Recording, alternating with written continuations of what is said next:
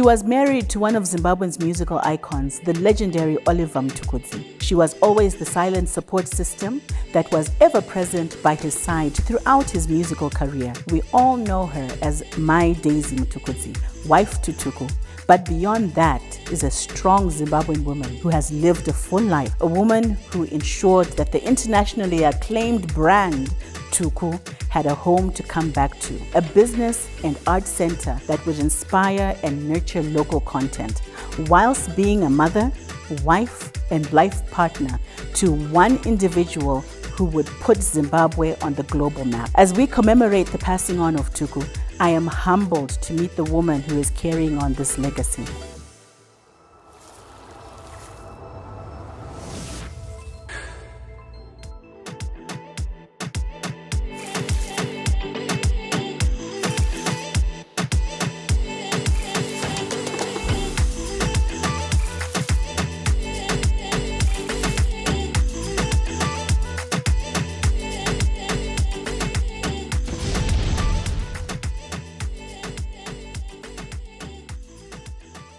Warm welcome to you, my Mtukudzi. Thank you. Mauya kanisisi kwedu tinoti mauya. Aiwa tauya tinotenda nekunge tiri pano. Handitika. Saka kana tichifunga Tuku. Mai ndiri kutofunga kuti masongs endakatanga kukuridza aTuku. Ndandani makore mangani. Kukura kwangu kwese I think ndaichingonzwa Tuku in the background throughout history yangu. Even pendakatofamba kuenda kunze kwenyika, Tuku has been a consistent muupenyu hwangu. Saka ndafara kugara pano nemi ndichinzwa kuti the person angari behind the scenes ndiani. First question yangu ndeye kuti imimi kukura kwenyu, where did you grow up? Makakurira kupi? Ndakanzwa kuti baba wenyu ari businessman. Ndezvishwa? Makabarirwepi? Inini ndakabarirwa kumusha kwedu kuHurungwe. Okay. Mukitchen kwete kuhospital. Mukitchen. Aminoti mimi pachimanyika munoti kudi nanyamukuta kutambirwa nambuya kudai. Sure. Saka ndakakurira kumusha. Okay. Ndikadzidza ndikazobva ndikaenda kuZambia namai vangu ndikadzoka. Baba vangu vakanga vaine mabusiness. Mukoma wavo ndiye akanga aine mabusiness. Handiti. Though handina kukurira kumusha kwavo. Ndo vakanga vaine mabhazi nemashops. Okay. Ndo angari mabusiness kaye kudhara iwawo. And then ndakukura ndakutanga chikoro ndakanga ndina amai vangu nababa wavo. Ndobva ndazobva ndo vane vana vakanga vaine mabhizinesi atinoti mabhizinesi yamukasvika mukwekwe mukangobvunza kuti kwamashonga. Okay. Amashonga mabhizinesi kumbizo. Saka ndaenda kuchikoro handina kudzidza zvakanyanya stereki. Ndaenda kuchikoro ndasvikopa ndakasvikawo ndobva ndanzi nehanzvadzi yamayangu uyu akangwara uyu ndoda kugara naye uyu. Saka vanga vaine mashops kuold mbizo nekumwe kwainzi kuma-ME. So ndaimanager all those shops. Mamutori manager wemashops yese yo? Avo. Mama ane makore mangani pemaimanager mashops aya? Aiwa ndandatopedza chikoro. Taiti chii kudhara? Mastandard kau? Form 2 taiti chii zviya? ZJC. Mukona kuti maage acho hatina yeyoziyana. Saka ndokwandakanga ndangopedzawo. Munoziva kuti munhu hazvizoita kuti upinza vana kuchikoro uramba uchingoti newe umwe. Handiti. Saka ndobva ndakushanda ikoko. Ndobva saka naMtukudzi vachiridza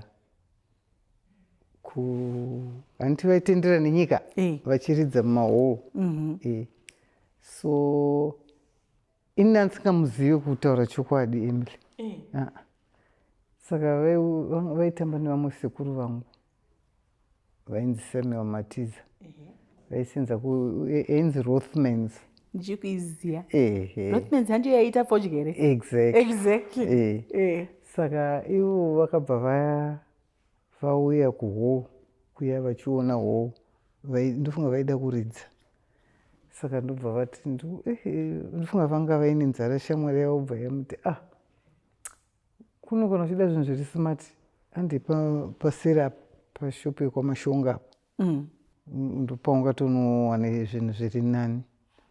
Saka ndobva vatendera ndobva saka samaneja ukaungozivo ndimaitabhira kavati ndiri muofisi. Uma muine office? Ndandine ofisi yangu yanga nezibhigi glasi ranga rakaiswa nasekuru vangu.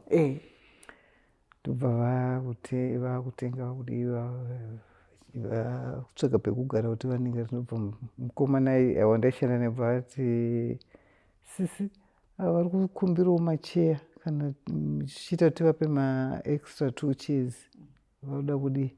Saka uyu mukomana wakauya naye anga muziva maovet pakatanga nenge ndo vaive mumahoroka vachiita kupenga nawo maholes even kubhukisa. Saka pavakabva vauya ainzi Paul pavatenga chikafu chabva vadya. Saka ndobva ndaramba ndiri muofisi. Ndobva Paul yazoti aibva uku muzaya uya umhorese vanhu ava vaenzi vedu vari kuya kuzoridza apa. Tikati kuzoridza zvikanzi saka isusu mba kwedu takakura tisingaiti izvozvo. Musingaiti zvemabhendi tisingabvumidzwi. Ndobva ndati right makadii zvenyu chichi isusu kwedu katinomhoresa tichiombera. Ndobva ndavakwazisa paibva ndaenda kuofisi kwangu. Ndobva ndati kuna zvikanzi napo anhu anga ndisamanyika anhu ane nzara angarode sadza. Ndikati sadza isusu handitozatingi sadza asi cold meat nething nechingwa. Ndobva apinda mutsakati kwanga usina kubika kasadza kako. Ndikati tatodya kakudhara isu. Ndikati wati ndeyechiyava. Bva ndikati vimabhinda ndivanda unodya kwamusopero vazouyirei kuno. Ndozvandakaita. Zvikanzi right bva vadzokera. Saka iye ndofunga ndopaakadi ndofunga akandiona. Ndobva ti kuna Po zvikanzi mwana wavo zvikanzi ndobva vazosangana nasekuru Semu ndobva kuivo Semu kuitei muno. Zvikanzi ini ndiri kuarea ine Gweru ndiri kuMidlands area ndokwandiri kutengesa this week. Zvikanzi saka nuri kunogara upi?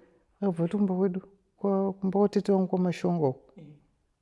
Anziko iwe ndamboenda kune imwe shopu ndikaona musikana so anzi akaita sevha. Zvikanzi mwana wanzvadzi yamudhara. Anzi akaroorwa here. Zvikanzi iye uye achiroorwa usi kuona kuti achiri mudiki.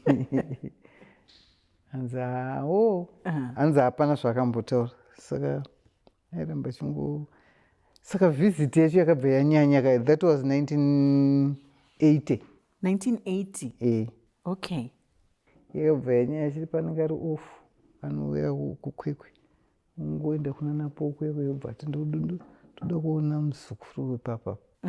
Saka mungozivo unenge uchizvinzwoka kuti voda kundiona ndorwara here zvanzi ndaita sei voda kundionerei. Vada kuona ada ngokumhoresa ichichichichi. Ndobva ndimhoresa ndabuda ndikati makadii henyu makafamba zvakanaka chichichi. Ndopazvakatanga. But akaita almost a year Emily. Handiwe mazuva ano vakanzi ndokuda ipapo anomboti bwaibwai zvokunyepera iye atoda kudhara. Saka inini achikupfimbai akaita gore. makore ano aya hazvichaitwi izvozvo, gore rese gore vachitaura nemi vachidongorera zvavo. Manager wake kana muchiri kuziva ainzi Jake Sadza. Jake achitumwa ombofonera vanapo, ombofonera umwe ainzi Kudzai aive kwamushandira pamwe manager. Muriko here? Handiti hatine malandline. Ndiriko ukaita ndanzi ndibhuke call muchafonerwa kana kuti kuma3 kana kuma2 muchafonerwa na indasingazoti Oliver kaini maivaziva sana Dairai. Okay, saka Dairai yanga iri middle name ainzi Oliver Dairai Mtukudzi. Okay. Kati Dairai nzi ndoti Dairai wekupi haiwa ndofunga akanga amudza kuti usati utaura kuti vanoridza. Tikati alright vanondizira kupi handizive vangoti tibhuke call muchafonerwa ndobva tikatozoona patopaya muna December 2001 ndopatakazodanana December 1980. Saka pakambotora nguva. Pakatora nguva because ndandisingamuzika. Ene mama nyaya yekuti mungadana nemunhu anoridza magitari. Iyo nyaya yekunzi magitari. Anga asina kana kutombotaura kuti magitari. Paakazotaura kuti magitari ndikati Mtukudzi. Anoridza magitari. Zvikanzi nesikusemu. Uye anotoda kutokuroora. Tikati kundiroora zvikanzi ndikati andiroora munhu wasingazivi. But imi hamuna kumbofunga here kuti inini handisi kuda kuroorwa nemunhu pamakazoziva kuti vanenge vachiridza magitari. Pane pamakazoitawo here kahesitation kekuti ndingaita upenyu hwekudanana nemunhu anoridza magitari. Apo manjeka ndakati nhai Mwari. Saka baba vangani vasikana vanofamba vachingoti vari kuda because vanofamba ndo basa ravo. Same ndobva ati because they were good friends nasekuru vangu zvikanzi uya utoda anzi ati pandakamuona ndikutoda kutomuroora. Oh wow, love at first sight. Ndoinonzi love at first sight kana imama. Tikabva ndati ndobva ndazoudza sekuru hanzvadzi yamai vangu we were very close kwachokona ndikati nhai sekuru hanzi ndikudiwa nemumwe murume anoridza magitari akaimba songo yekunzi ndipewo zano zvikanzi aiwa usabude havaite vanhu vemagitari. Saka vanhu vekumba kwenyu vanga vasingadi kuti muroorane here kana kuti vanga vasingatomudi vanga vasingatodi vanhu vemagitari vanga vasingatodi. Saka zvakazoita sei kuti muzoroorane manje kuzoti muzoita nevana muchizoita because ini ndaida because maida ende kana munhu wamuda ndobva ndangoti mirai tione kuti zvinoita sei. Taurai zvenyu. Saka tichimirira kuti uspoirwe oenda ndikati kana I had that confidence naye kuti ndofunga anondiroora zvataura sekuru semu gore rese munhu achifamba. Wow. So iye zvinezvi tichamboita kabreak mama. For everyone who's watching EN, I am with my Mtukudzi, my Daisy Mtukudzi. Tichitaura nhau yekuti vakamboona nepi navamtukudzi. If kana muripo muchionana neEN pano, don't change that platform. We'll see you soon.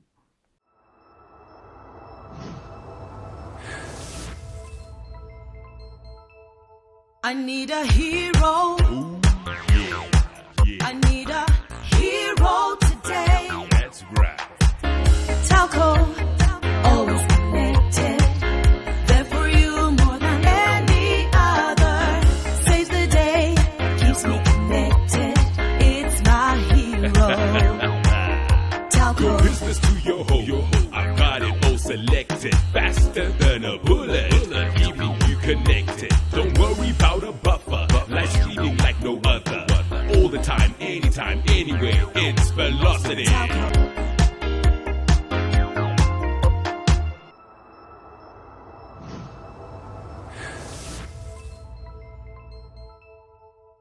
Welcome back to EN. Today we're joined by Mrs. Daisy Mtukudzi, and we are talking about the life of not only Oliver Mtukudzi, but her life as well. Mai Mtukudzi tadzoka zvakare. Kutaura nyaya yekuti petasiyira paya mamuchimbotiudza kuti haya vaMtukudzi vakambotora nguva vachifamba nemi kuzosvika mazoti I do. Pamakazoti I do apa, makambofungira here kuti ndichafamba nyika dzose dzemakafamba idzodzo muina vaMtukudzi? Pane ndepapi pamakazoti munhu wendaroorwa nayoyo zvaakutoenda nenyika naimi? Inini ndoda kutaura chokwadi.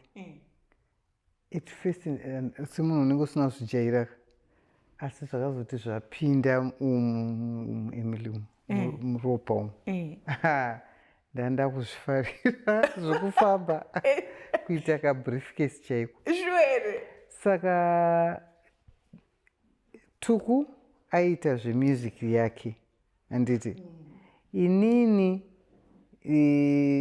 first time ndirifunga for the first 6 months achienda out taingoenda ndichiona svika ndazoona kuti ndozvandirongoona achijaivha achiita kumba. Ndobva ndazoti naituku kuti kaita zvekugadzisa matisheti kudidi merchandise makepichi zvikanzi zvinorema kutakura. Ndikati aiwa ngatitakure kwendingangosvika ndichingoramba ndichingokuonai handikuno kundienda kuonai ndinoshandisa language yekuti kujaivha, saka aiseka. So ndobva taita zvemerchandise zvedu, matisheti, masweta, macap neboots yake. Handimuzi akajaivhika Tuku kana ari pastage aidaisoka achitamba. Saka ndobva ndofunga mukatera pamasongs ake pane aite haikobo. Ndobva atopa zita boots idzodzo kuti kobo. haikobo. Okay. Mukazoya basa kwedu muchiona shop yeboots yacho, yeboots dzacho asi mazuva ano kwaane maschool shoes. So ndobva ndanguti ngatiitei, munoziva varume akavadi maexpense avadi. Saka ini ndobva ndataiwa ndoda kutengesa pano kuti ndingogara chete nechimwe nachimwe ngonoona show, ndobva ndoenda kunorara. Ndobva taita merchandise. First time zvinhu zvakatengwa Emily. Zvakatengwa. Uzoti zvezvokuti ndakaenda nemasuitcase tuka. Makadzoka musina chinhu? Takadzoka taisa imwe suitcase mukati memwe suitcase. Akatengwa ende vanhu veku-UK ka they really support.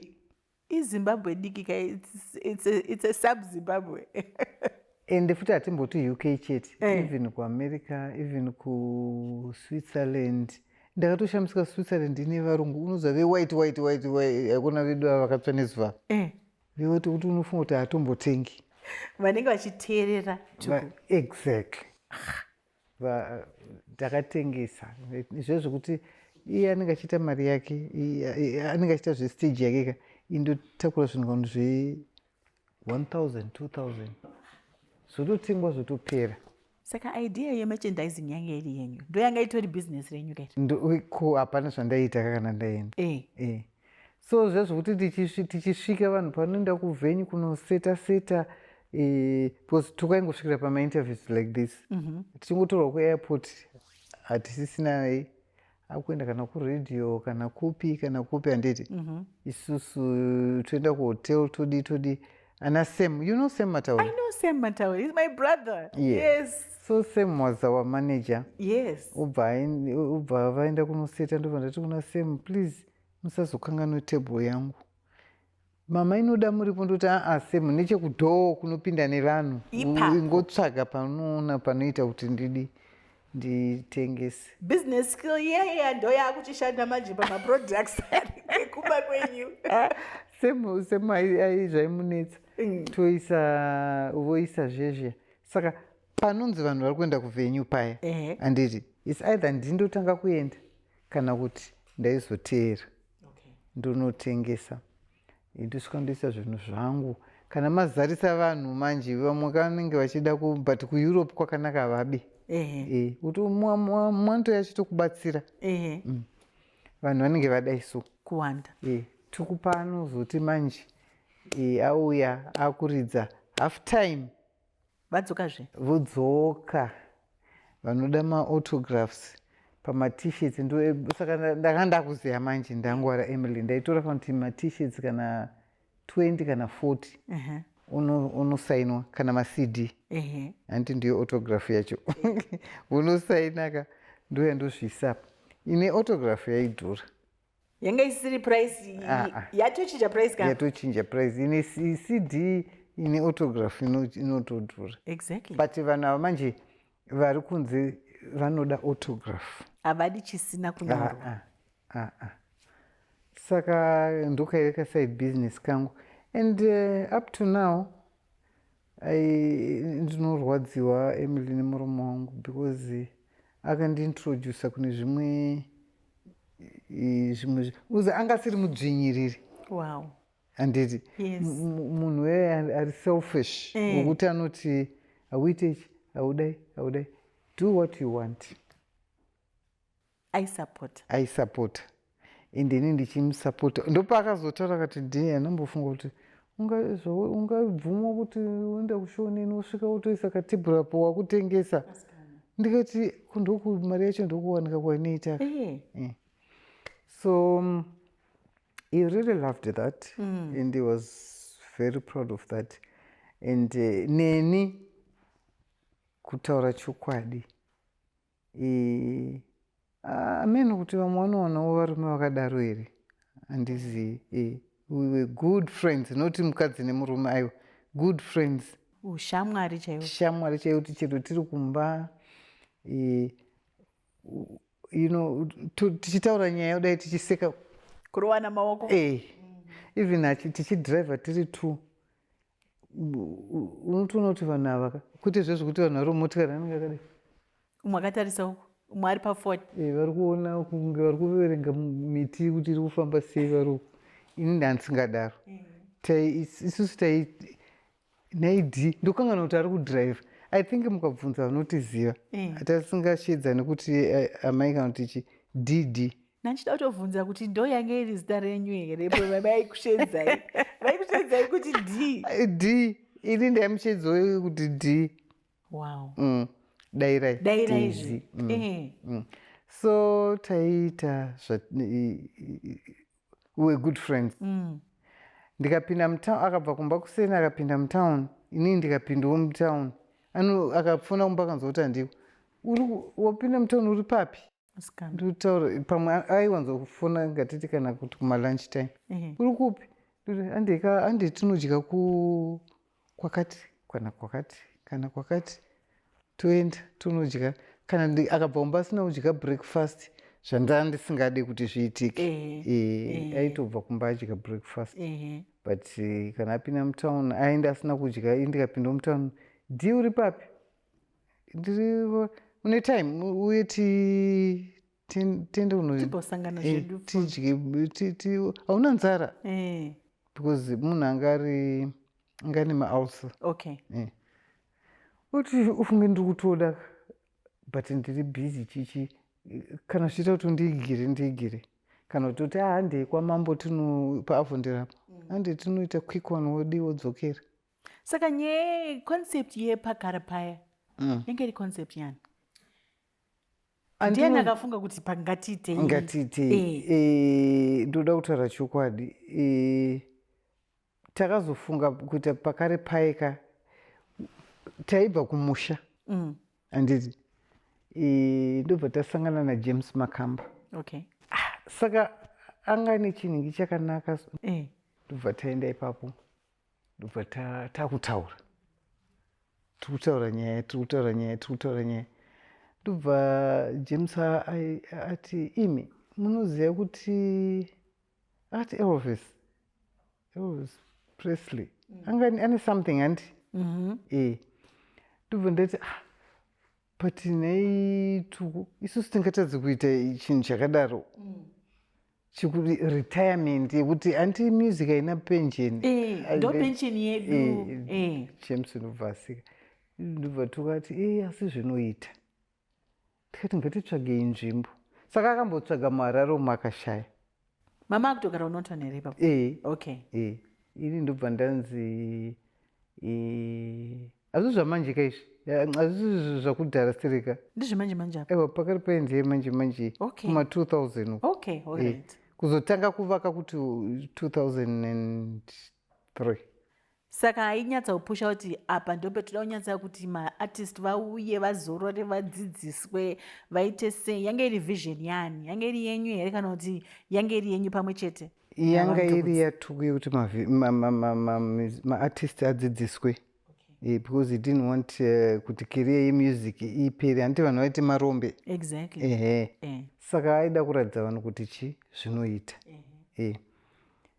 Ndobva tatanga kuita paya Pakare Paye. But kuti kuti Pakare Paye chikorekore ka. That place. Okay. Yeah. So ndobva tati tikaiwana nzvimbo iyi tinoita sei.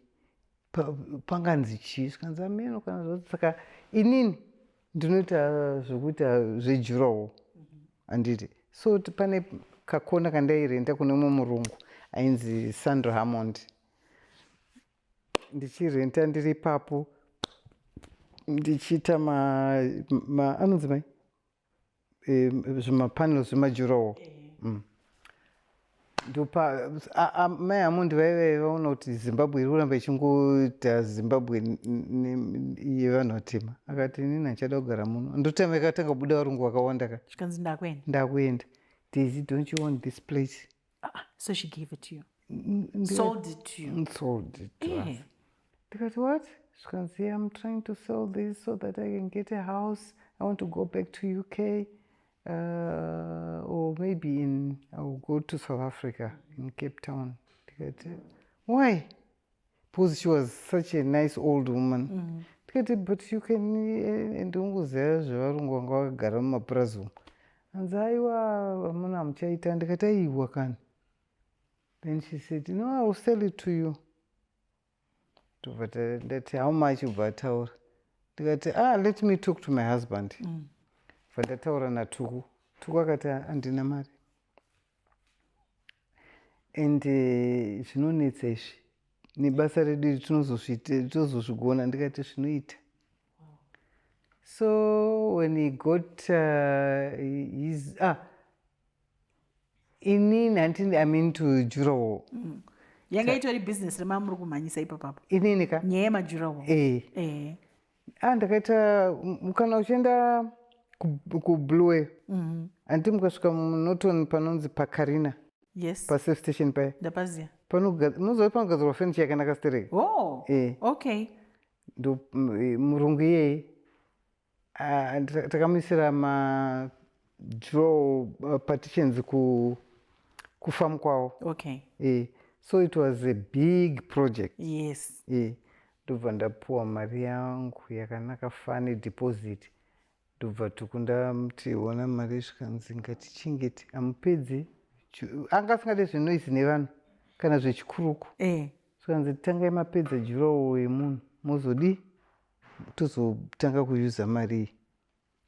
Saka iye semunhu anofamba achiridzaka akabva aita kamari kake kakanaka fani.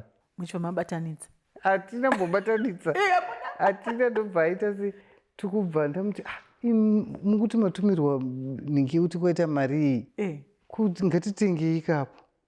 Aiwa ndikatati muchembero yanotaurika nayo iyoyo ngatingoti mbijana. Ndobva abvuma. Bva tati mbijana. Abhadhara mbijana ka. Iye takati tapedzisa jurawo ka. Pandanoti kune murungu uyo iye asina kuzvifungira. Ndozvinoita vadzimai vazhinji izvozvo vapedzisa basa racho. Saka ndipo patakazotanga kuti ngatichiwakai manje. Saka chachingori chijaradha, chisina kuvakwa kupi. Patazongotsvaga mabricks kukwidza mudenga kuita. And then it's now one of the most beautiful places where people can come, vanhu vanoita vachiimba vachiita maarts vanouya ikoko. Iye musoro make manje zvazvaita zvakanaka ka. Zvikanzi dhiko maoffices. Tikaisa maoffices apa. Ofisi yako yangu. Ndikati sure. Yangu di. Zvikanzi vanga vasingafungiri kuti vachaita ofisi. Aiwa ka ini ndinada kuti yangu di. Exactly. Vaita maoffices edu 3 kumwe kwacho kubva taita kaboardroom kadiki. That's beautiful. Saka nguva iyoyo mai muri kuita Pakare paya. Sam, did he love kubatsira project iyoyo kana kuti semwana anga asiri kuda hake? Anga achiri kuchikoro. Anga ari pa dadwo. Okay. Ndingachiri primary. Anga ari kuprimary. Okay. But ari kuprimary ikoko ndiko akaita zvemagitari. Ende ipapo ndo petichayasimudzira futi. Tomboita commercial break. Ladies and gentlemen, I'm with Mrs. Daisy Mtukudzi, and we'll be right back.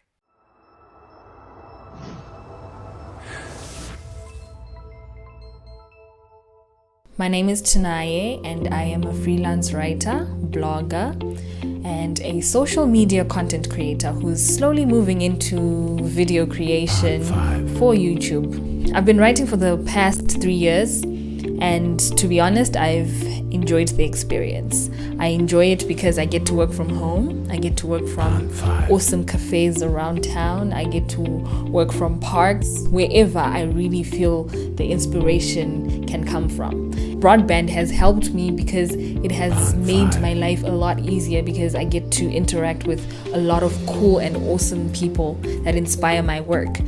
I'm living in the moment. Are you? Pan 5.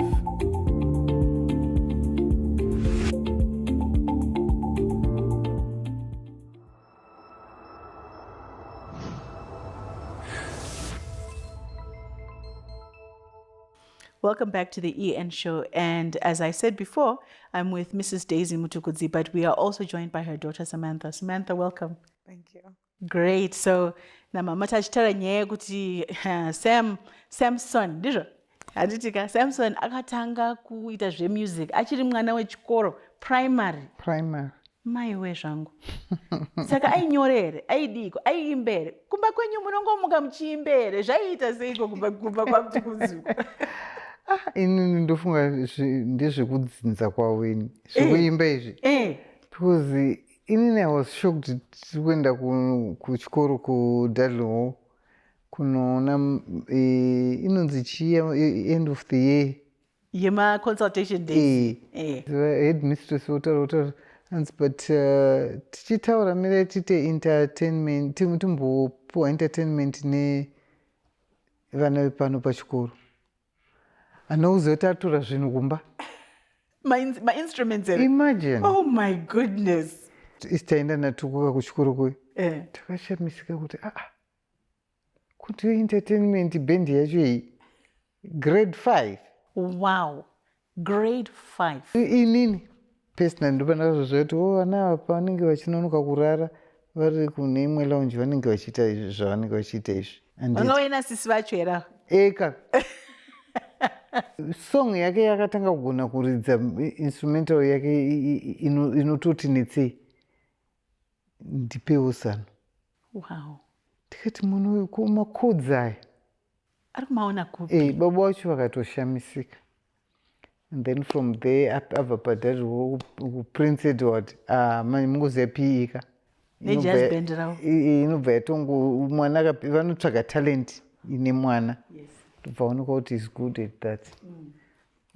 Same. The rest is history. Yeah. So Samantha, you and your brother were up to no good in the house creating music. Tell us about that. Saka mama pongo ari somewhere else in the house. Imamuchite, what were you doing? We always used to stay up late. Sam was always a writer. He would always write stuff. He had a book, any exercise book, where even if it's a school book at the back of it, though he would write something. Wow. So his first album, actually, some of the songs on that album, he wrote them when he was actually young, at that age, actually. Grade 4, grade 5. That's when some of the songs were actually... And he was writing in Shona English? Both. Fluently? Both. Yes. Wow. So you know how it is when you're siblings and you already know that's what he's doing. You wouldn't really focus on it and think that you'd go anywhere with it. Only when he released his first album, that's Rume Rimwe, So some of the songs, I was like, wait a minute, we used to sing these songs in the kitchen. Wait a minute, in the lounge, I remember you wrote this song and, we're backing you. Where's our money? Wow, that's incredible. Yeah. And so you're into music now? Tell us about that. Mama mune makabala vana vanongoimba. What is Samantha kuita professional singer? Tell us about what you're doing. You know what? We are very musical in my family. We Yes. all are extremely musical. So even my brother used to push me, but lack of confidence, I think. Okay. Yeah, and my father as well, he started pushing me to say, come and join. My mom actually, she's the one who said, why don't you try just being the backing vocalist in your dad's band just to gain the confidence. Travel with him and just see how you'll do. So I'd say, oh, okay, I'll come for rehearsals. And sometimes I'll just sit in the back and watch the band rehearse instead of me joining in. Until my dad said, you need to take this seriously. If you're going to join us, you have to come for rehearsals. You have to do it this way. You have to do it that way. So that's when I joined him as one of the backing vocalists. For my own music, it only started after my dad passed. And I don't know how that happened. I have one of the band members, Charles Njekiesa, he plays the bass. He's not only a friend, he's like a brother to me.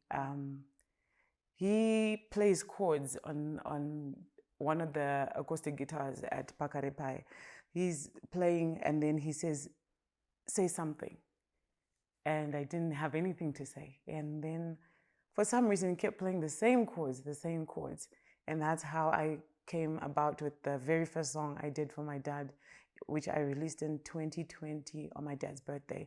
It's a dedication to him. It's called Wayenda. Wow. Yeah, so from that very song, Charles then invited another friend of mine who's a producer, G Fingers, and said, listen to this song. The moment G Fingers heard that song, he's like, is the studio open? We were at Pakare Paye just chilling. We're like, yes, the studio is open. And he's like, open up right now. We're going to record the song. And from there, more and more songs started coming out. So I don't have an album yet. I'm still working on the album, but I only have one song out. It's a single. That is amazing. So do you think that God really opened that door for you out of the loss of your dad? Yeah, I think so. I think that is what happened. Or maybe I was relaxed because dad was around and he had the limelight and everybody, and I was very comfortable with that. So I think in a way I was suppressing what was there already instead of trying to build it and trying to see how I can communicate with my dad whilst I still have him with me.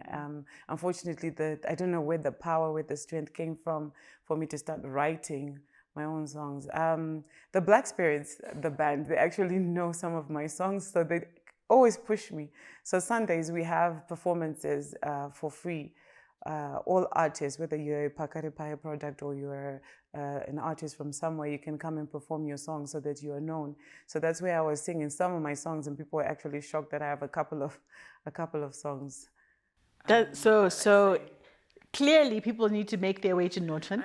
Listen in every Sunday and experience this. So what genre are you singing? Are you singing the same genre as your dad? Or are you branching out from that? You could say that. If you are to hear it, you can hear the Tuku music in there. Yeah, it's inherent. It is me, but then you can hear that, listen. Okay. Definitely Tuku groomed somebody over here. That's amazing. So what's the future looking like for you? What is it that you want to accomplish? For myself, as a brand, I am Shami Tuku, and I want to make sure that I pass on a message that's not only for today, but a message that speaks to everyone in their everyday life. 100 years from now, I don't want to be an artist for today. I need to have meaning. The same thing as my dad. If you listen to his very first album, it speaks to you right now. Yes. Till his 67th album, every single Okay, wait a minute. 67. I'm trying to process that. Albums. 67, Mama, 67 albums to date. That is amazing. It's unbelievable. You know, when my dad was with us, he was just my father. Yes. You know, it's only now that I'm starting to find out what sort of an artist my dad was, how powerful he was. because when you're with him, he's just your dad and he's working. Right. So that's normal for us. But it's only now that he's gone when people come to you and say, listen, I was going through this and your father's song kept me going. Or I met your dad one time, you know, and I had absolutely no idea I'm going to meet him. And he said this, until now I live by those. You know, it's only now you're like, oh my goodness. Don't you get So shivers this is and the impact. goosebumps? Yes, absolutely. It's only now that I actually appreciate the art side of my dad. Because to me, it was just my father. Yeah. And I think that's the legacy that he has left behind, because so many of us to this very day, I was listening to some of his songs in preparation for this, and we were talking with our previous guests at lunch right now, and we were saying, we went on YouTube, on iTunes. Okay. I kept on scrolling and scrolling and scrolling, and some of the songs I've never heard. It was almost like I was being reintroduced to his music. Wow. And you're right, relevant today, relevant 10 years ago, relevant 20 years ago. And I think that was the gift that he had. Absolutely. Do you feel pressure to kind of meet up to the standards of your dad? I think, no, I do not see any pressures at all.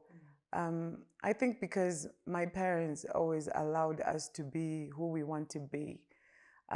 It was never anything that you'd feel pressured by my father's music or how hardworking my father was or how hardworking my mother is. They just let us be who we want to be in our own time. So the pressure, probably you end up thinking about it when you are asked by outsiders. The pressure, look, your dad did this, so what are you gonna do? Yeah. I'm thinking, okay. And people are so insensitive. Yeah. They could like just blurt that out. Yeah, they Sakayo was what so they're forgetting. So my father always used to say, listen, what I do is what I do. And what you do, all I can help is assist. But you can't be me and I can't be you. You have your own path. You know, your time will come, or maybe your time, you're only realizing it now. So get in there and do it. But I think my father tried a couple of times to show me that, you know what, you need to be in the music industry, but it was you weren't ready. Yeah, it wasn't God's time. I guess so. And so you are protective of your mom. My interaction with you here today is very clear. You're so protective of this woman. Extremely. How do you feel? What is it that you feel like you needed to do to protect mom after the passing on of dad? Because when I lost my dad, I felt like I needed to be there more for my mom. I felt like I needed to not only to be present, but to have that connection, to build it, because her partner, her life partner, had left her. Absolutely. Do you feel some type of way? I have to be extremely protective of my mother because of what transpired the moment my father took his last breath. Right. I couldn't mourn my dad because I had to be a man and protect my mom. And if I show her that, listen, I just lost my dad, she would also break down. Yeah. So we were both trying to be strong for each other, because the attacks that came from people who have absolutely no idea who we are was very hurtful. Right. And people can be so insensitive. You know, here's a woman who just lost her best friend, her husband, life partner. You know, and you're being told you're not worth it. And the person you're talking about is my mother. And that's my dad. And that's my dad. And this is coming from those who are close, you know, where you're saying, you know, I'm supposed to be asking for comfort from this particular person or from a particular group of people. But they are the ones who are actually saying, oh, you have no idea. We know everything. You know, so that was very hard for my mother to then be alone. So I felt I needed to protect her in some way or the other. I might not have told her myself that I'm trying to protect you. But whenever she would say, did you hear this? I'm like, that doesn't even matter. And that's the protection. But you don't know that, you know, when I'm alone, I'm just like, oh my gosh, can people not just leave us alone? Yeah. You know, so I feel very protective of her. Every single time, even interviews, I ask, what did you say? Yeah. Because we need to be careful about how we respond to questions, and we need to be careful about how we just go about our lives, especially to the public. It's none of their business, but for some reason, you just need to protect her because, she's a woman who's hurt. She's a woman who went through a lot. Instead of kuchema murume wao, she was trying to fight left, right, and center.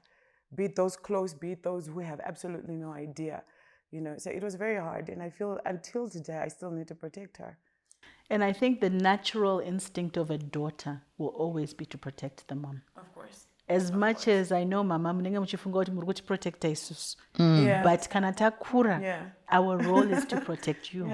Because the world has significantly changed. Yeah, And absolutely. I see it as well even in my own relationship with my mom. It's very important for me. We've become, with my two sisters, we've become very aggressive when someone comes at my mom for anything. Exactly. We're like, Exactly. back up, Yeah, because that's who we are. Yeah. So I totally get you. But we're wishing you so much, success out there. Thank you. Thank you. And I'm just so proud of where you're going and living such a legacy. Yes. And we will be staying tuned and watching and listening Please do to come those through. songs. Oh, you should come through to Pakare Paye and watch us perform. I'm also part of the Black Spirits. I'm the female backing vocalist with the band. So please do come through and see the entire Pakare Paye. See how it all started. No, My parents- this is, don't invite me if you don't plan on me coming. I am coming there. Fantastic. We'll be waiting. And this, gives us a great opportunity. In our last segment, ladies and gentlemen, we will have two members of the band with us, and they'll tell us what they're up to. Do not change that dial. This is Ian. See you soon.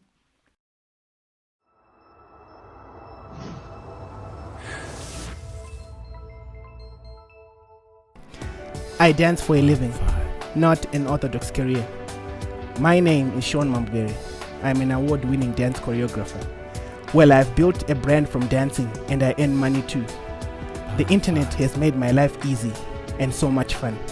Well, for starters, I get to interact with existing and potential clients who attend my dance classes. I have the opportunity to showcase my work to a large group of people at the same time. Who wouldn't want that for their business? Dancing is my life, and I need something that helps me grow and network with people in my field of work. I have won numerous awards from the work that I do, and I'm proud of myself. If it wasn't for the internet, I highly doubt anyone would know me. The broadband has helped me learn, grow, and enjoy what I do. I'm living in the moment. Are you?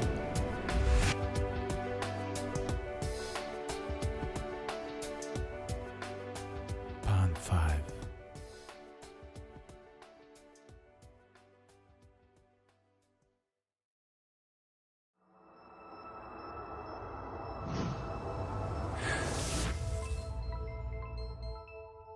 Welcome back to the EN Show. And we have additions. Tell us. Introduce yourselves. Hello, my name is Charles Njekesa, and I play bass for Black Spirits, and I played for Oliver Mtukudzi as well. Wonderful. My name is Innocent Kufakunesu. I was mentored by Oliver Mtukudzi, and currently I'm working with the Black Spirits. I'm on acoustic guitar and some of the vocals. Wonderful. And so when I think of the Black Spirits, I'm actually so confused mentally because you guys are so young. And I think of Black Spirits and I'm thinking the older generation.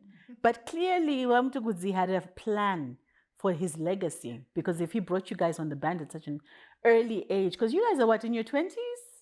30s? Okay, we won't say your age.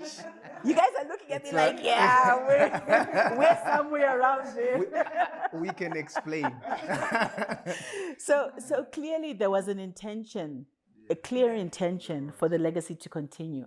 So what kind of music are you, tell me about the Black Spirits now, post Tuku. Yes. So let me just go back a little bit. The current Black Spirits, the young ones, Oliver is, I think Shami mentioned it in the previous segment. Oliver had a center which is called Pakare Paye Center. So mainly it's for uplifting a talented child.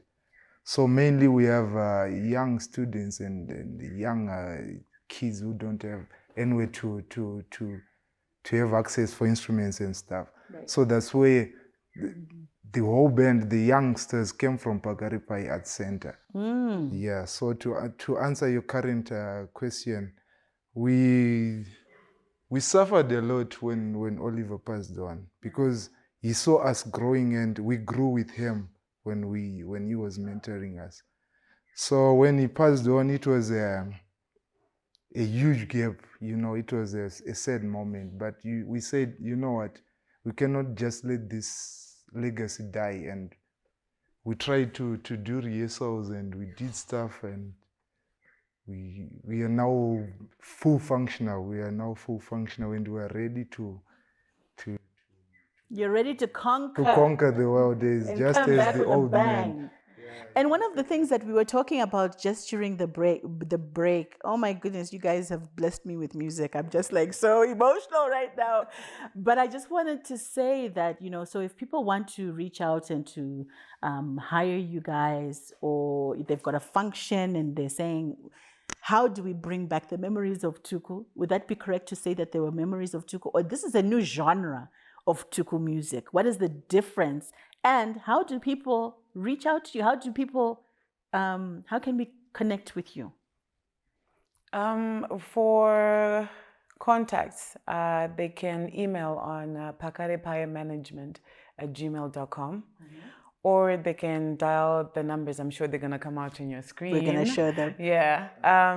So that's how they can contact us. But the thing is, we haven't changed Tuku music. Tuku music is still there. What has changed is probably the band members. But what he left is still within us. So that is how we are going about it. We're still continuing. Young members are there. Charles is the longest member of the Black Spirits, the one that Dad left. So he's the one who actually helps the entire band. And also our drummer as well. He joined the Black Spirits when he was 19. Now he's 23, 24. Wow. Yeah. So these two members are the longest, and then I'm the third longest, and the rest are pretty new. But you know what? We are all one as the Black Spirits. So it's a matter of helping each other. Whenever we're rehearsing, we always want to be on the same page, all of us. So the genre is still there. The Tuku music, you still feel and hear Tuku himself. We should hear him sing. He's gonna His voice is... Don't worry. But mama, kana muchiona vanhu ava vachiramba vaine tariro yokuti Tuku music inofanira kuita continue, mwoyo wenyu unonzwa sei kana muchiona vachiimba even masongs ababa vaimba before? Asinge zvinezvi ka ndakutonzwa kuti ya sure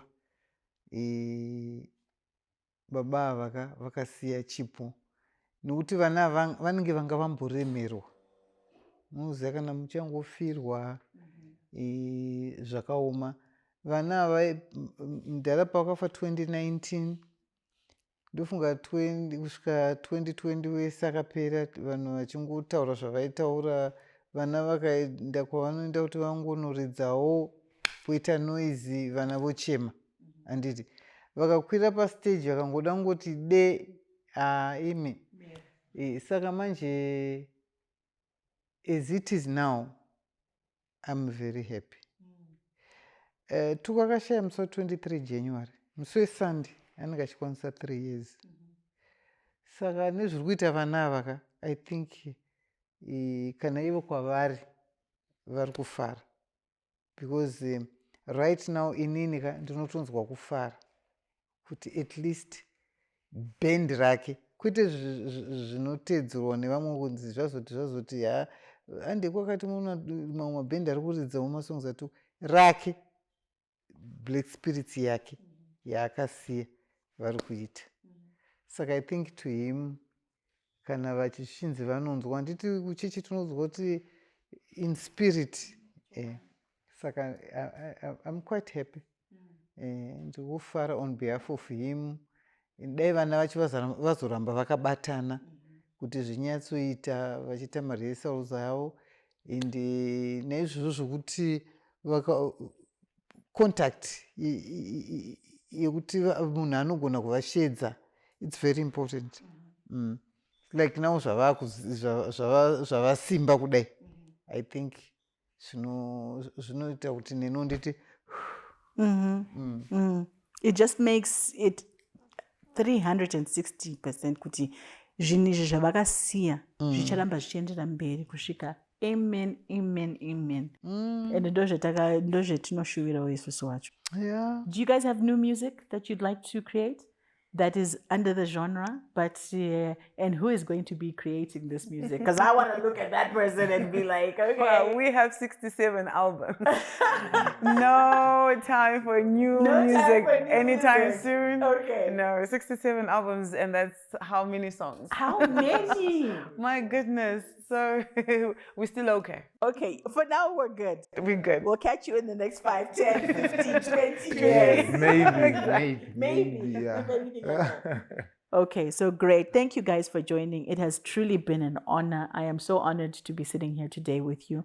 Mama mandiremekedza zvisingaiti maita henyu masvika pano paEN show. Especially takatarisira kuti Sunday ndo petinenge tichita commemorate kushayika kwababa. Mufunge. And yaikanimese nhai muzomhanya naye tinotouya apa pakumhanya apa. Uyai mumhanye, vari kuteerera uyai mumhanye. You know, but definitely we will continue to support you guys in what you're doing. Shami, we wish you all the best and in your career. And for us, it is just backing you 100%. There is something here, something special. When you guys were singing in here, everyone was just so taken by your voices and so taken by, you know, the passion that you have. So continue on. Thank you. You know, for those who are watching EN, this is EN. I am with the Mtukudzi family because Mese Mutori family. I'm with the Mtukudzi family and I'm just so honored to be here and commemorating Baba.